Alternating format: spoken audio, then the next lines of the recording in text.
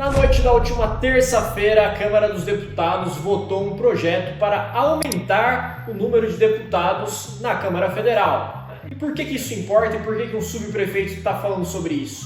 Quer saber mais? Assiste até o final, mas antes disso, clica no sininho, clica para se inscrever e deixa o like aqui pra gente no canal. O canal está crescendo. Para quem não me conhece, meu nome é Rafael Minatogawa, sou subprefeito da Vila Mariana em São Paulo e vou estar aqui com vocês para trazer mais informações sobre esse assunto. Bom, vamos lá, galera. Na noite da última terça-feira, como eu falei, a Câmara dos Deputados aprovou a toque de caixa um projeto para aumentar o número de deputados que nós temos hoje. Hoje nós temos 513 deputados e esse número aumentaria para 531 deputados, um aumento de mais de 18 deputados, né?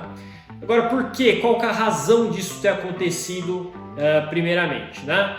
A Constituição Federal de 88, ela estabelece que o número de deputados vai ser proporcional à população dos estados, né? O que já não é cumprido de fato, uma vez que a própria Constituição estabelece um limite máximo e um limite mínimo de deputados por unidade da federação, ou seja, cada estado tem um máximo de 70 deputados e um mínimo de 8 deputados. E esse número deveria ser reajustado conforme a população de alguns estados crescesse e a população de outros estados decrescesse. Deveria existir uma revisão feita pelo próprio Congresso Nacional conforme a população desses estados flutuasse. Mas não é isso que a gente vê na prática, né? Essa revisão nunca foi feita desde 93, quando estabeleceu-se, né, o número de 513 deputados. De lá para cá, essa revisão nunca foi feita, apesar da população brasileira ter crescido, né? E crescido de forma bem diferente entre os diferentes estados da federação. Então, o que o STF fez por conta dessa inércia do Congresso Nacional em reajustar o número de cadeiras por estado, foi colocar praticamente uma faca no pescoço do Congresso, falando: ou vocês reajustam o número de deputados por estado, ou então o TSE vai ter que agir e ele fazer esse remanejamento. Por que o Congresso Nacional, a Câmara dos Deputados, o próprio Senado Federal nunca fez esse remanejamento de proporção, né, de cadeiras por estados da federação? Basicamente porque é um extremo inconveniente político um presidente da Câmara pautar algo que vai desagradar uma determinada bancada de um determinado estado da federação. Chegar para eles e falar: olha, você que tinha 15 deputados, a partir da próxima legislatura, vocês que se elegeram, né, com 15 cadeiras na Câmara dos Deputados, na próxima vocês vão ter somente 13, somente 12 cadeiras. A diminuição de cadeiras da Câmara dos Deputados para alguns estados é extremamente inconveniente. Nenhum deputado quer votar algo que sabe que pode ser ele a ficar em 15º ou ficar em 14º, sendo que caiu o número de cadeiras daquela bancada. Então, nenhum presidente da Câmara, em das diversas legislaturas que nós tivemos, teve essa coragem de chegar e ter essa indisposição com as bancadas estaduais da Câmara dos Deputados. E aí, o STF, como falei para vocês, colocou essa faca no pescoço do Congresso Nacional e a brilhante ideia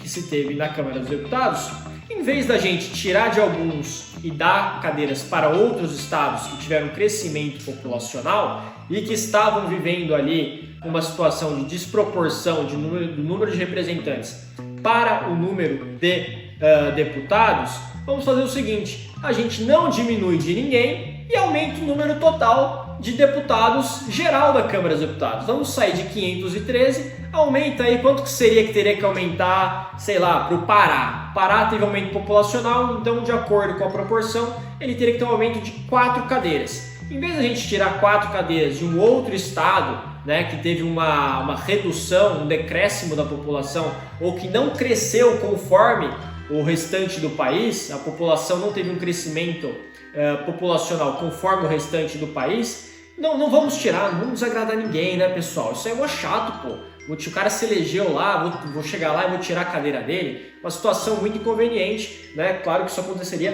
para a eleição seguinte, né? Isso não aconteceria enquanto com os deputados já eleitos, seria para a eleição agora de 2026. Então essa solução mágica encontrada foi essa. Qual é o problema com essa solução?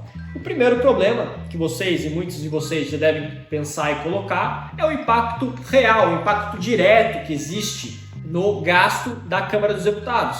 A gente está falando de mais 18 gabinetes, a gente está falando de mais 18 cotas parlamentares, mais 18 equipes de gabinete, né? A gente sabe que cada deputado federal pode ter 25, então você vai ter mais 18 gastos com carro, com cota parlamentar, com passagem aérea. Tudo isso vai ter esse gasto que a própria Câmara estimou em cerca de 64 milhões, impacto anual de 64 milhões no orçamento da Câmara dos Deputados. Mas esse nem é o maior problema, esse na verdade é um dos menores problemas que nós temos, né?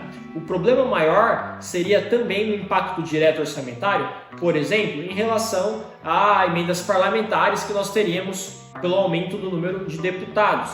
Dificilmente um deputado iria aceitar a redução do valor das emendas parlamentares só porque entraram mais 18 amiguinhos, né? Na verdade não, você teria o acréscimo para aqueles estados, né, daqueles valores das emendas parlamentares que eles receberiam.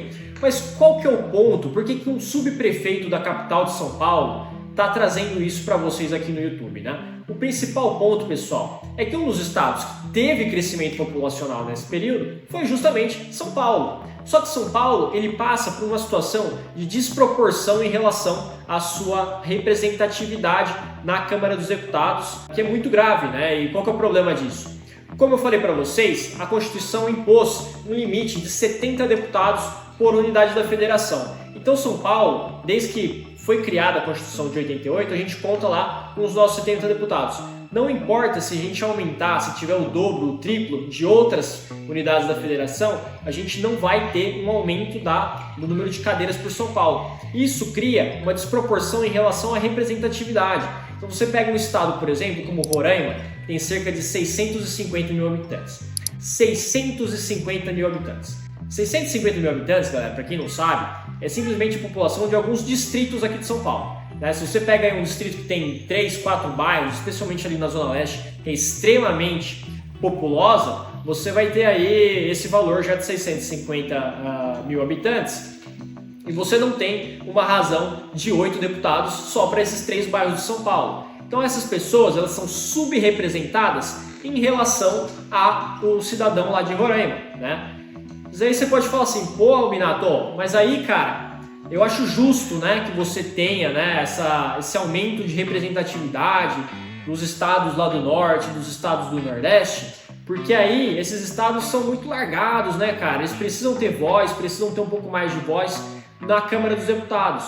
Só que toda a ideia do Congresso Nacional ser bicameral, ou seja, você ter a Câmara dos Deputados, você ter o Senado, é justamente você ter no Senado Federal a equidade, né? Para que não exista uma desproporção de representação em relação às unidades federativas. Ou seja, para que não aconteça que São Paulo, Rio de Janeiro, Minas Gerais, que são estados um pouco mais populosos, se juntem e concentrem e sequestrem, por exemplo, o orçamento público para suas unidades da federação. Para que isso não aconteça, existe uma revisão, né? Ou seja, o Senado é uma casa revisora, ela existe para isso. O Senado nem deveria ter o poder de iniciativa de projeto, né? Em outros países que têm essa situação de congressos bicamerais, você não tem no Senado o poder de iniciativa do projeto. Isso é um poder privativo da Câmara dos Deputados. Mas aqui no Brasil adotou-se esse modelo no qual o Senado também tem esse poder de iniciar projetos de lei. Mas como eu ia dizendo, a ideia do Senado é justamente trazer essa equidade entre as unidades da federação. Ou seja, a casa em que você deveria ter representatividade popular, que por isso é conhecida como Casa do Povo, é justamente a Câmara dos Deputados. Não era para existir essa desproporção em relação à população e os seus representantes. Era para ser algo equânime, era para ser algo no sentido de, olha, a cada habitante brasileiro você vai ter aí X número de deputados, ou melhor, a cada um deputado deverá representar cerca de 300 mil habitantes. Algo nesse sentido. Claro que eu estou trazendo aqui um exemplo, né? Não parei para fazer uma conta certa de qual seria o número correto disso, mas o fato é que aumentando, e é aí que eu quero chegar, aumentando o número de deputados por essas outras unidades da federação sem aumentar o de São Paulo, o que você vai fazer é a representatividade de São Paulo, aqueles 70 deputados, dentro dos 531 vai ser diluído ainda mais, a representatividade do cidadão paulista vai ser diluída ainda mais. E por que isso é perigoso, você pode estar falando? Falando, Minato, o pessoal lá, cara, só fica lá fazendo o discurso, não importa o número de deputados que você tem num estado ou outro, é tudo farinha do mesmo saco, isso não vai mudar nada. Cara, não é bem assim. Você vai ter um impacto direto, como eu falei, né, a respeito, por exemplo, do orçamento, né? Você vai ter a parte de recursos da União vai ser elevado para os estados, o primeiro impacto é esse, já tem um impacto direto aí, mas o principal e o mais grave é o impacto indireto que você tem na discussão de projetos relevantes. A gente teve no ano passado a discussão da reforma tributária, por exemplo, em que estados mais populosos como São Paulo, né, e mais ricos e que enviam mais recursos para a União foram extremamente prejudicados, né? Se nós colocarmos mais deputados de outros estados em relação à proporção por habitante, a gente vai ter estados como São Paulo, Rio de Janeiro, Rio Grande do Sul, Minas Gerais, tendo esse problema de representatividade na discussão de projetos que são extremamente relevantes para o cenário não somente orçamentário atual, mas para os próximos médio e longo prazo, né?